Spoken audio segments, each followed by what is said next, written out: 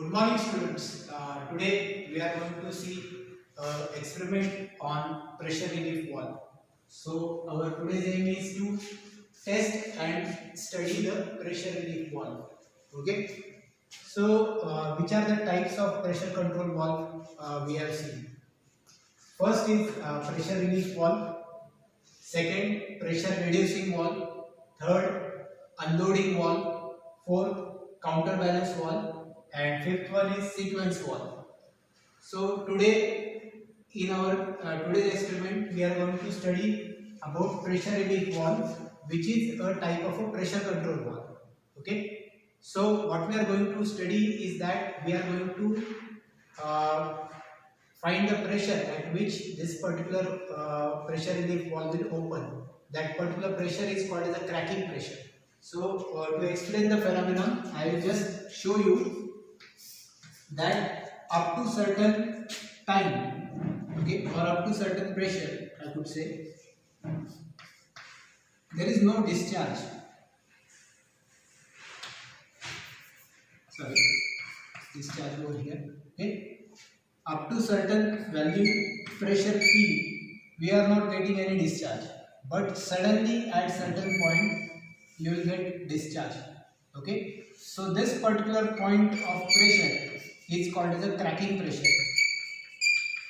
This is a point at which the pressure relief valve will open. Okay, so this is our observation table. In observation table, we are going to set the pressure at three different values. Okay, we are going to observe the cracking outlet pressure at certain values. Okay, then we are going to measure the time required for collection of 1 liter of hydraulic oil in the calibrated flask. Okay, so that time we are going to record. We are going to find the discharge. Okay, since 1 liter is converted into meter cube over here, 0.001 divided by time for required for collection, which we just have noted down.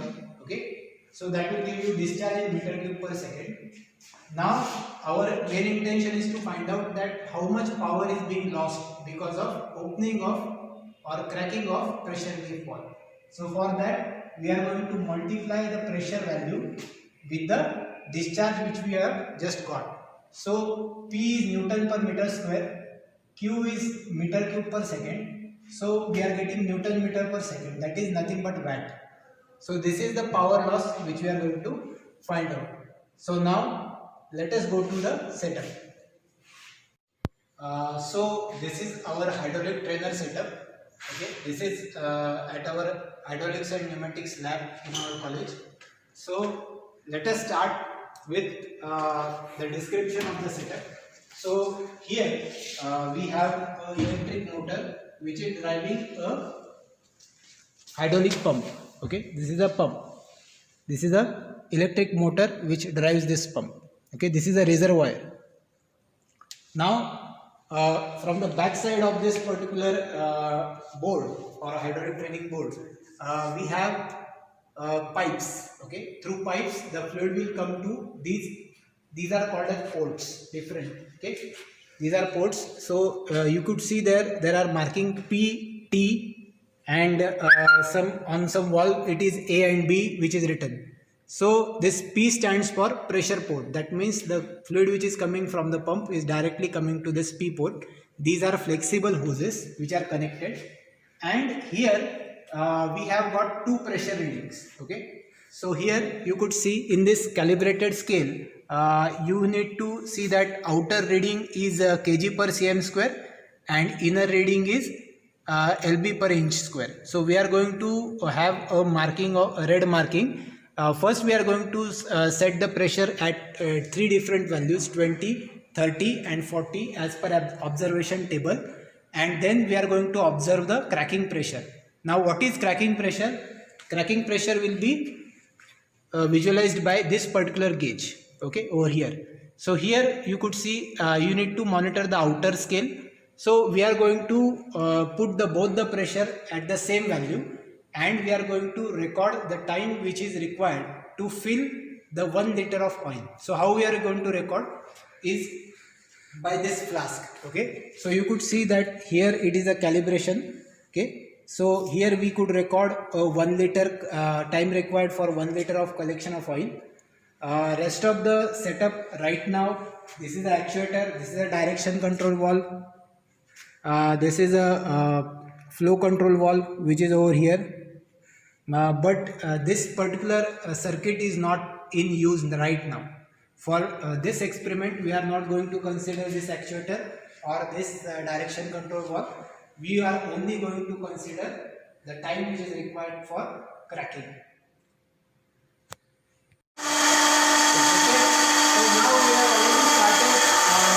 The pressure to 20 bar.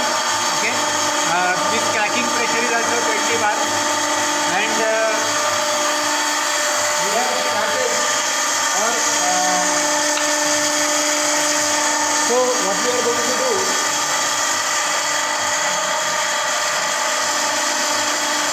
is this is up to 0.5 liter now, so we are going to make it sure that it will reach to 1.5 liter.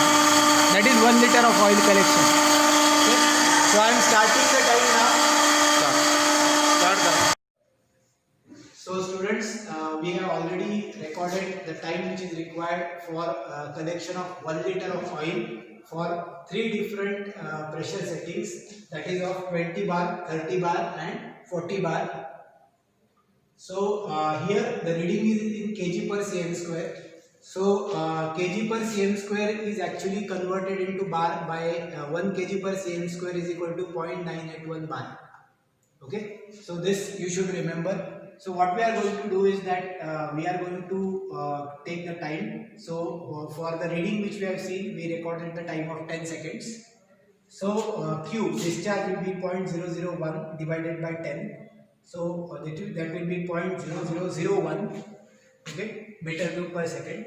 You multiply that by the pressure value. Now pressure is kg per cm square, so you need to convert it into Newton per meter square. So 20 into 9.81 divided by 10 raised to minus 2 raised to 2. That will convert this into Newton per meter square multiplied by 0.0001. So it will give you around 196.2 watt.